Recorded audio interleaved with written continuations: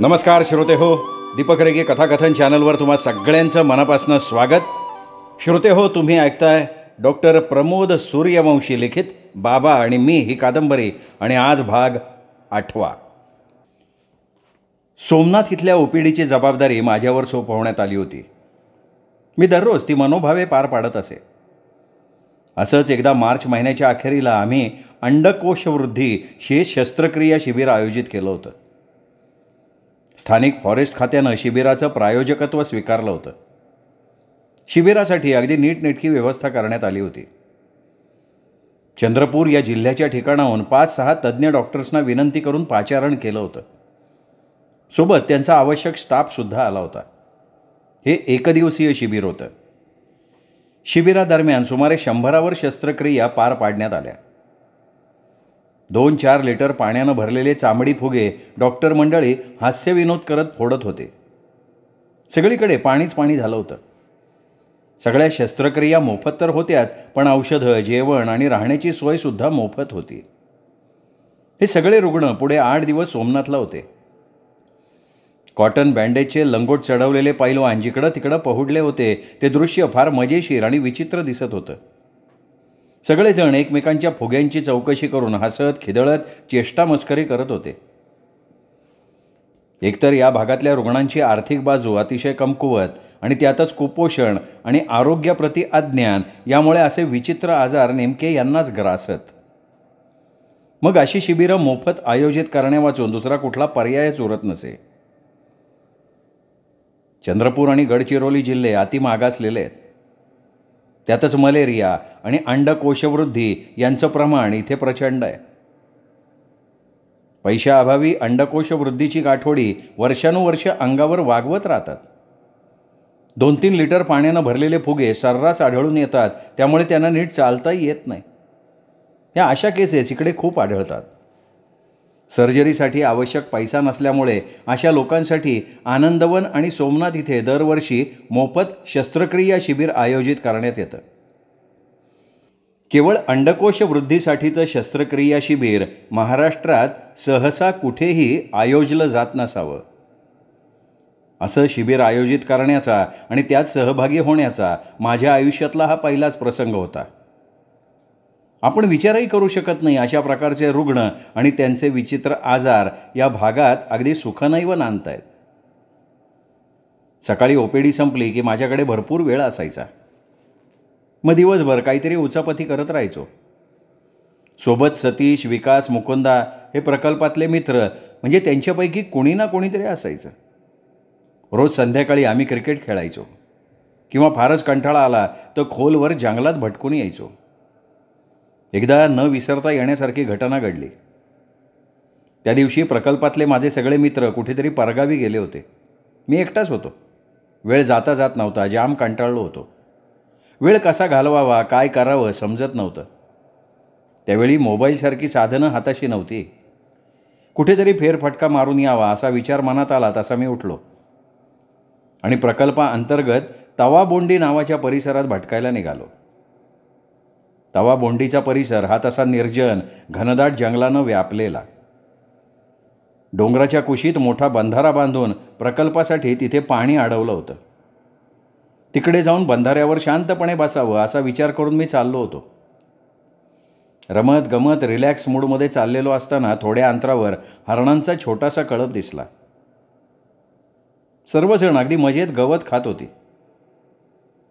त्या नैसर्गिक अधिवासात हरणांचं बागडणं खूप लोभसवाणं, देहभान हरपून टाकणारं वाटत होतं. मी मंत्रमुग्ध होऊन बघत होतो. सगळे आपल्या मस्तीत दंग होते, पण माझी चाहूल लागताच उड्या मारत जंगलात पळाले. क्षणात दिसेनासे झाले. मग मीही क्षणभर थांबून पुढे निघालो. मुख्य वस्तीपासून आता मी खूप पुढे आलो होतो. हा सर्व निर्जन परिसर होता. केवळ एका चौकीदाराची झोपडी त्या परिसरात होती. एक कुष्ठरोगी तिथे चौकीदाराचं काम करायचं. यावेळी तो तिथे दिसत नव्हता. आजूबाजूला कुठेही त्याचा मागमूस नव्हता. मी तसाच पुढे निघालो. झोपडीपासून बरंच अंतर कापून पुढे आलो. थोड्याच वेळात तवाबोंडीला पोहोचणार होतो. थोडंच अंतर राहिलं होतं. समोर एक थोडीशी मोकळी जागा दिसत होती. तिथे माकडांचा मोठा कळप ठाण बांधून बसलेला होता. संख्या मोठी होती. सर्वजण खूप शांत विचारमग्न बसलेली होती. एखाद्या गहन विषयावर आपापसात गंभीर चर्चा सुरू असावी असं वाटत होतं. त्यांच्यातला मोठा वानर मध्यभागी बसला होता. मला मोठी गंमत वाटली. मी त्यांच्या दृष्टिक्षेपात असूनही त्यांनी माझ्याकडे पूर्ण दुर्लक्ष केलं होतं. आपल्याच विचारात ते दंग होते. माझी पायवाट त्यांच्या जवळून जात होती. त्यांना ओलांडून एका बाजूनं आपण पुढं जावं असा विचार करून मी पुढे सरसावलो. थोड्याच वेळात त्यांच्या अगदी निकट पोहोचलो. माणूस आणि माकडातलं अंतर आता बरंचसं मिटलं होतं.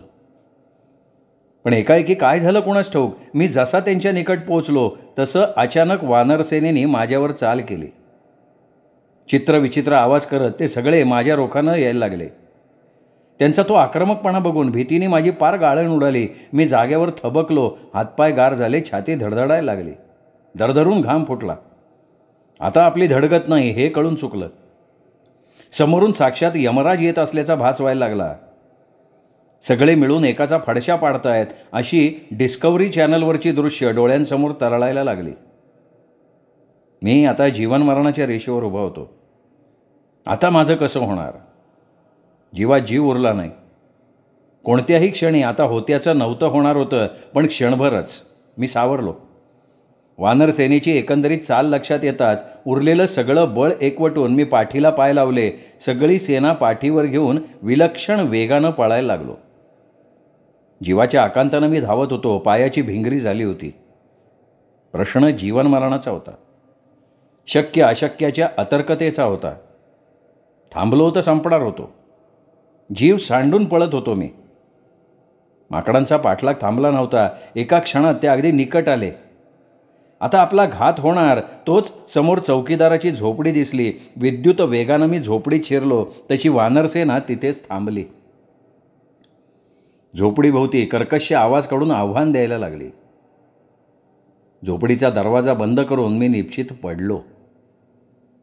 काही वेळानं वानरसेना परत फिरली. आवाज थांबला तरी मी जागेवर निश्चित पडून होतो. उठून उभं राहता येईना. आता पायातलं त्राण कधीच संपलं होतं. पण वाचलो होतो याचं मोठं समाधान होतं.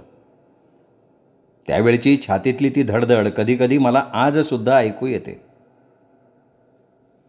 सोमनाथ प्रकल्पामध्ये काम करणारे प्रमुख कार्यकर्ते तसंच प्रकल्प भेटीसाठी बाहेरून येणारे पाहुणे या सगळ्यांसाठी एक कायमस्वरूपी भोजनगृह इथं आहे. या ठिकाणी सर्वांचं जेवण, चहा, नाश्ता बनवला जातो. मुख्य आचारी नामदेव आणि त्याची पत्नी संगीता दोघे स्वयंपाक बनवत असतात. उभयतांना शोभाताई, उषाताई, गीताताई आणि इतर काही महिला मदत करत असत. आम्ही सर्वजण याच ठिकाणी जेवत असो. भोजनगृहाबाहेर एक घंटा टांगलेली असे. बरोबर 7 वाजता सकाळी नाश्त्यासाठी, चहासाठी, 11 वाजता सकाळच्या जेवणासाठी, 2 वाजता दुपारच्या चहासाठी तर संध्याकाळी 7 वाजता रात्रीच्या जेवणासाठी घंटा वाजवली जायची. घंटा वाजल्याशिवाय कोणाला काहीही भेटत नसे. कधीकधी मला लवकर भूक लागायची. ती सहन झाली नाही की मी आजूबाजूला कोणी नाही हे बघून हळूच घंटा वाजवून यायचो. आश्चर्यचकित आचारी नामदेव बाहेर पळत यायचा. स्वयंपाक तयार नसताना एवढ्या लवकर कोणी घंटा वाजवली ते बघायला तो यायचा. तोपर्यंत मी अदृश्य झालेला असे. घंटेच्या आवाजानं सगळे जेवायला जमत तेव्हा त्यांना समजावता नामदेवच्या तोंडाला फेस येई. अशा खूप सगळ्या गमती जमती चालत तिथे. असंच एकदा नेहमीप्रमाणे सकाळच्या भोजनासाठी घंटा वाजली. सगळेजण जेवायला जमले. पंगत बसली. ताटं वाढली गेली. जेवण सुरू झालं. नामदेव, संगीता सगळ्यांना आग्रहानं वाढायला लागले. जेवण अर्ध्यावर झालं असेल इतक्यात अचानक एक नाग पंक्तीच्या मधोमध फणा काढून उभा राहिला. तो कुठून कसा आत आला कुणाला समजलंच नाही. नागाकडे कोणाचं लक्षच नव्हतं. जो तो आपल्या ताटात मग्न होता. पण कोण जाणे माझं सहज लक्ष गेलं आणि मी उडालो. अचानक माझ्या अंगात संचरलेलं बघून कोणाला काही समजेना. जो तो मला विचारायला लागला. पण माझ्या तोंडात घास असल्यानं मला काही बोलता येईना. मी केवळ हात नाचवत होतो. जेव्हा सगळ्यांची नजर तिकडे वळली तेव्हा प्रत्येकाची पाचावर धारण बसली. फणा काढून उभं राहिलेलं 5-6 फुटाचं ते धूळ बघून सगळ्यांची अक्षरशः बोबडी वळाली आणि एकच गोंधळ उडाला. जो तो दरवाजाकडे सैरावैरा पळायला लागला. जेवणाची ताटं विस्कटली गेली. समोर इतका गोंधळ उडूनही नागराजांनी आपली जागा काही सोडली नव्हती. तो तिथेच ठाण मांडून राहिला होता. आम्हा सर्वांची फजिती बघत होता का काय कोणाला माहिती. थोड्या वेळानं गलका कमी झाला. दाराबाहेरनं खिडकीतनं जो तो डोळे फाटेस्तोवर नागराजाकडे बघत होता, पण पुढे यायचं कोणाचंच धाडस होत नव्हतं. नागाला भोजनगृहाबाहेर काढावं कसं हा एकच प्रश्न तोवर माझ्या मनाला छळायला लागला होता. बराच वेळ झाला तरी नागराज काही केल्या तिथनं निघायचं नाव घेईनात. मी चिंताग्रस्त झालो. पण अचानक कोण जाणे कसं मला कुठूनसं फुकाचं अवसान आलं. सापाला कसं पकडता ते पूर्वी कधीतरी मी TV वर बघितलं होतं. ते ओझरतं आठवत होतं.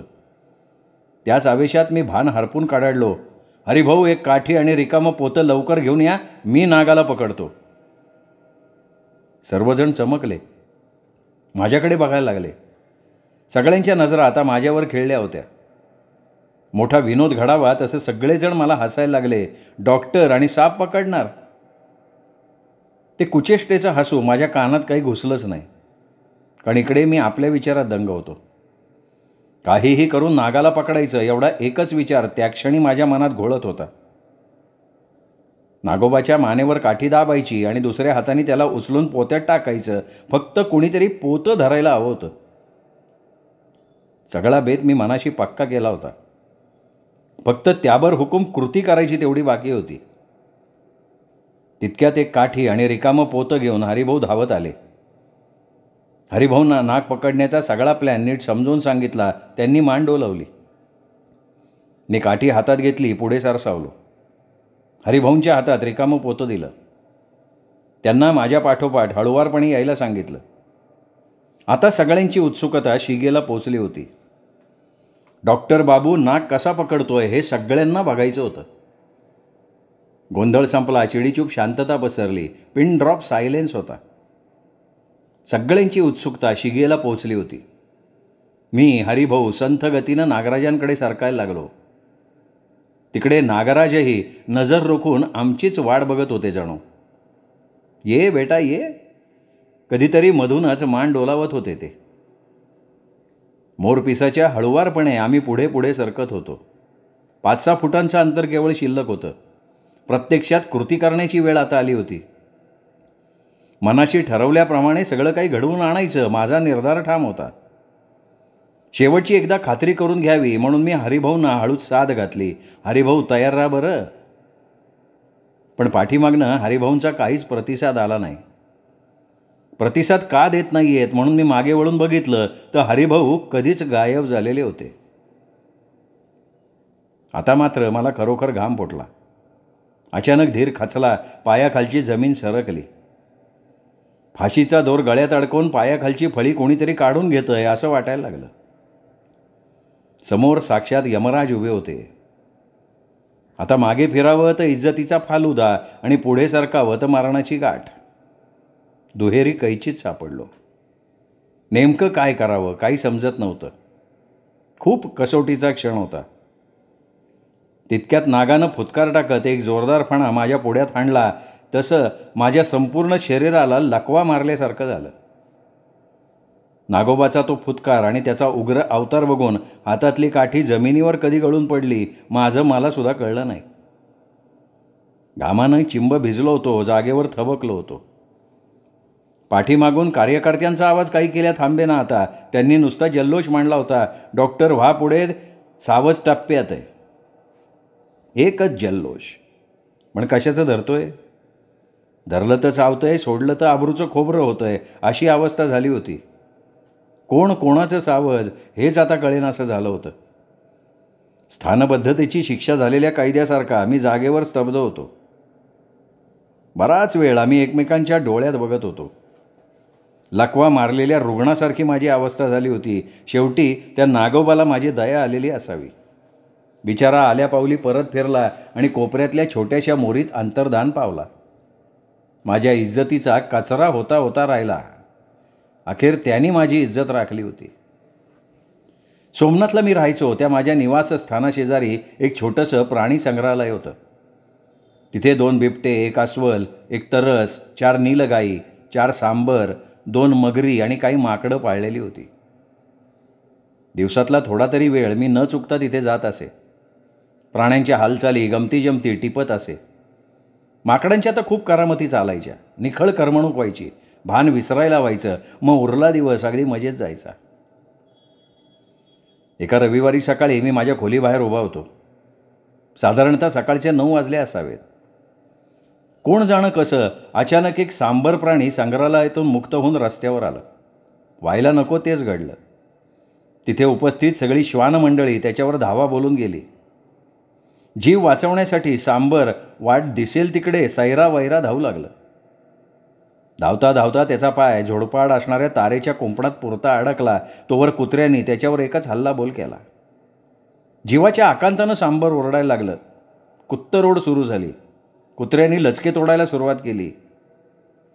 आपुलेची मरणं पाहिले म्या डोळा. जीवन मरणातली रेषा पुसट होत चालली.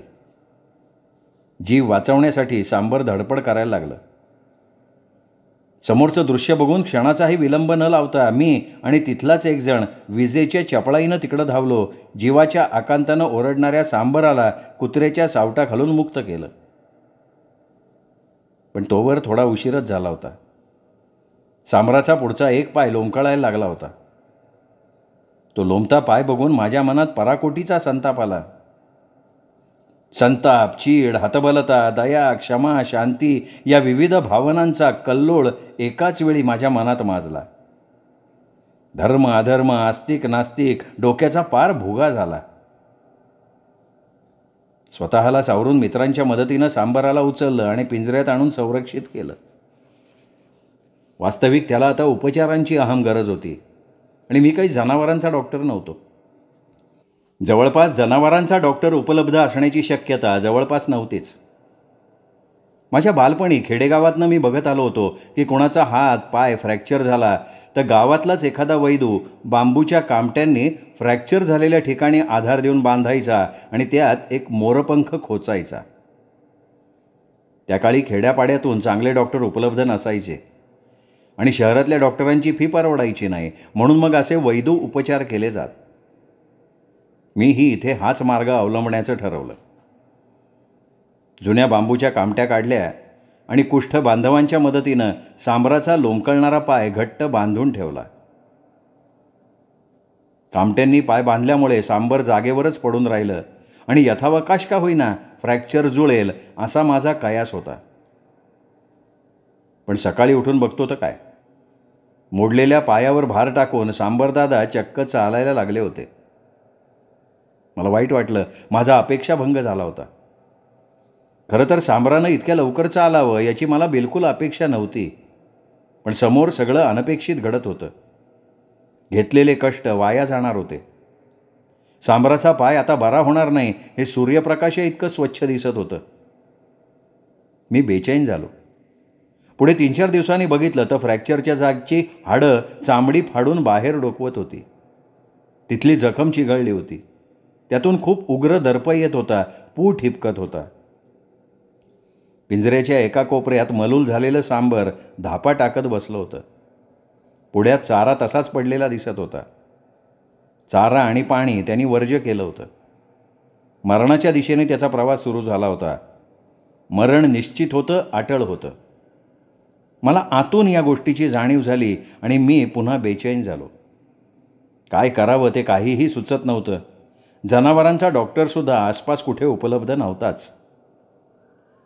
शेवटी अपरिहार्यपणे मनाचा ठाम निश्चय करून मी एक निर्णय घेतला. सांबराचा पाय आता धडा वेगळा करायला हवा होता. त्याच्याशिवाय त्याचा जीव वाचणार नव्हता. मी भुलीचं इंजेक्शन भरलं. फ्रॅक्चरच्या जागी देण्यासाठी गेलो पण सांबरानं प्रचंड धडपड केली. काही केल्या इंजेक्शन देता येईना. सगळे प्रयत्न वाया गेले. शेवटी नाईलाज झाला. मग इतरांच्या मदतीनं सांबराला जमिनीवर आडवं केलं आणि त्याचा पाय लाकडाच्या एका ओंडक्यावर धरून ठेवला. धार लावलेला कोयता मी उजव्या हातात घेतला. कोयता आणि मन खूप जड भासायला लागलं. काही केल्या इच्छा होईना. मनाची द्विधा अवस्था व्हायला लागली. पण पुढच्या क्षणी विद्युत वेगानं कोयता खाली आला आणि गरम रक्ताची एक चिळकांडी माझ्या चेहऱ्यावर उडाली. मी डोळे गच्च मिटले. जीवाच्या आकांतानं सांबर धडपडत होतं, सगळ्यांच्या तावडीतून सुटायला बघत होतं, पण पळणार कसं? त्याचा पाय आता धडावेगळा झाला होता. तो लेगपीस बघून मी शहारलो. कपडे रक्तानं माखले होते. मी डॉक्टर का यमदूत? मन बधीर झालं. सांबरानं प्रचंड आकांड तांडव मांडला होता. सगळ्यांच्या तावडीतून ते सुटायला बघत होतं. त्याही परिस्थितीत भळभळती जखम मी बँडेजनं अगदी घट्ट बांधली आणि पहिल्यांदा रक्तस्राव थांबवला. अँटीबायोटिकचं इंजेक्शन टोचलं. पुढे काही दिवस ते सुरूच ठेवलं. वेदनाशामक गोळ्या पूड करून पाजल्या आणि आश्चर्य म्हणजे काही दिवसानंतर पायाची जखम पूर्णतः बरी झाली. तो आता हिंडायला फिरायला लागला. भले अपंगही सही, पण त्याचा जीव वाचला होता. खरं तर डॉक्टर आणि कोयता हे समीकरण कोणालाही न रुचणार आहे. कोयता काय किंवा सुरा काय, तो खाटिकाच्या हातातच शोभून दिसतो खरा. पण आजकाल डॉक्टर आणि खाटीक यांच्यात व्यवसायाची आदलाबदल झाली का काय, अशी शंका यावी इतपत वातावरण बदललं आहे. आमच्यापैकी काही डॉक्टर मंडळींनी हाती सुरा पकडण्याचं कौशल्य इतकं अफाट कमवलं आहे की मानेवर सुरा फिरवला गेला आहे याचा थांगपत्ता खुद्द त्या पेशंटलाही लागत नाही. काहींना माझ्या या विधानाचा राग येईल, तो स्वाभाविक आहे. तरीही त्यांचे शिव्यास्वाप स्वीकारून मी मंगला गोडबोले आणि डॉक्टर वैजयंती खानविलकर यांच्या वयात येताना या पुस्तकातला काही भाग या ठिकाणी उद्धृक्त करू इच्छितो. जास्त पैसा मिळवून देणारं काम जास्त मोलाचं नव्हे, तसंच बुद्धीचं काम कुठल्याही शारीरिक कष्टाच्या कामापेक्षा वरच्या दर्जाचं मानावं असंही नव्हे. बुद्धीचं काम करतो असं म्हणणाऱ्या माणसांमध्ये एक प्रकारचा अहंकार असतो. आपण आलतू फालतू कामं करत नाही, फक्त बुद्धीचीच कामं करतो असं त्याला सुचवायचं असतं. पण 12 महिने 13 काळ खरोखरीच बुद्धीचा कस लावणारी, आव्हान देणारी कामं किती असतात? तर फार थोडी. उदाहरणार्थ, एखादी हुशार मुलगी डॉक्टर होते. डॉक्टरकीचा अभ्यास करताना तिला बुद्धी वापरावी लागते हे तर उघड आहे. तिचा अभ्यासक्रम मोठ्या मुदतीचा असतो. तिला वाचन फार करावं लागतं. स्मरणशक्तीवर खूप भर द्यावा लागतो. पण हे सगळं कधी? तर एकदा डॉक्टरची पदवी किंवा सनद मिळवेपर्यंत. त्यानंतर वर्षानुवर्ष दवाखान्यात बसून रोग्यांना तपासताना तिला क्षणोक्षणी बुद्धिपणाला लावावी लागतच नाही. पुष्कळचं निदान ती अनुभवानं करते, औषधं सरावानं देते, रोगी बरे होतात. क्वचित कधी एखादी फार गुंतागुंतीची केस आली तर तिला बुद्धीची कसोटी घ्यावी लागते. आणि हे केवळ डॉक्टरांच्या बाबतीत नव्हे, तर कुठलाच व्यवसाय हा अष्टप्रहर बुद्धी झिजवणारा व्यवसाय असतच नाही. नाहीतर माणसं तो करूच शकली नसती. सुरुवातीला बुद्धी वापरून एका किमान पातळीवर आल्यानंतर बहुतेक व्यवसाय चाकोरीतले, तोचतोचपणा असलेले, ठोकताळ्यांवर आधारलेले किंवा पुढे चक्क कंटाळवाणे हे होऊ शकतात. बुद्धी लागते ती त्यातल्या कंटाळवाणेपणावर मात करण्यासाठी, त्यातल्या त्यात नाविन्य आणण्यासाठी. बुद्धीच्या कामाबद्दलचा हा भ्रम आपल्याकडे अगदी सार्वत्रिक आहे. आता या ठिकाणी उन्हाळा सुरू झाला होता. उन्हाच्या झळा वाढत होत्या. जीवाची घालमेल होत होती. विदर्भ, नागपूरकडे उन्हाळा प्रचंड असतो. अगदी 47-48 अंश सेंटीग्रेडपर्यंत तापमान जाऊन पोचतं. अशा वातावरणात राहायची मला कधीच सवय नव्हती. कारण पश्चिम महाराष्ट्रात उन्हाळ्यातलं तापमान फार फार तर 40-41 अंशापर्यंत पोचतं. उन्हाळा सुरू होताच इथले अनेक जण सफेद कापड संपूर्ण डोकं आणि चेहऱ्याला गुंडाळून फिरतात. मला तर ते कोणी अतिरेकीच भासत. यापूर्वी असा प्रकार मी कधी पाहिला नव्हता. एक दिवशी अरुण भाऊंना मी त्याबाबत विचारलं, तेव्हा म्हणाले, डोकं आणि चेहरा बांधल्यामुळे जास्त उष्णता जाणवत नाही. मला नवल वाटलं, कारण डोकं चेहरा संपूर्ण बांधल्यामुळे उष्णतेपासून बचाव कसा काय बरं होत असावा. बाहेर कडक वैदर्भीय ऊन असल्यामुळे कुठं जाणं व्हायचं नाही. मी दिवसभर माझ्या खोलीत पडून राहायचो. कोळशेच्या भट्टीत टाकल्यासारखी अवस्था व्हायची. दिवसातून अगदी 2-3 वेळा थंड पाण्यानं स्नान करून सुद्धा काही एक उपयोग व्हायचा नाही. उलट जास्त उकाडा जाणवायचा. पंख्याचा वारासुद्धा असह्य व्हायचा. उकळत्या पाण्याच्या वाफा अंगावर घेतल्यासारखं व्हायचं. आणि ह्याच कारणानं विदर्भात अगदी झोपडीतसुद्धा कूलर सुरू असल्याचं आढळतं. माझ्या खोलीत कूलरची व्यवस्था केलेली नव्हती. प्रचंड उकाड्यामुळे दुपारी अस्वस्थ व्हायचं. झोप लागायची नाही. जीव अगदी हैराण व्हायचा. यावर मी एक नामी उपाय शोधला. माझ्या खोलीजवळ बाथरूम खूप मोठ्या आकाराचं होतं. तसं इथे प्रत्येक निवासस्थानी मोठं बाथरूम असायचं. आनंदवन सोमनाथला येणाऱ्या पाहुण्यांसाठी बाबांनी मोठ्या आकाराची स्नानगृह बांधून घेतली होती. दर दिवशी दुपारी संपूर्ण कपड्यानिशी मी बाथरूममध्ये जायचो. थंड पाण्याची बादली डोक्यावर ओतून घ्यायचो आणि ओल्या कपड्यानिशी बाथरूममध्ये झोपायचो. तासाभरानं कपडे पूर्ण वाळायचे. मग मी पुन्हा तोच प्रयोग करत असे. त्यामुळे उष्णतेची दाहकता कमी जाणवायची. संपूर्ण उन्हाळा मी तिथे तशाच प्रकारे सुसह्य करून घेतला. मित्रांनो, हा 8वा भाग होता. 8वा भाग इथेच संपला. 9वा भाग उद्या. तोपर्यंत नमस्कार मित्र.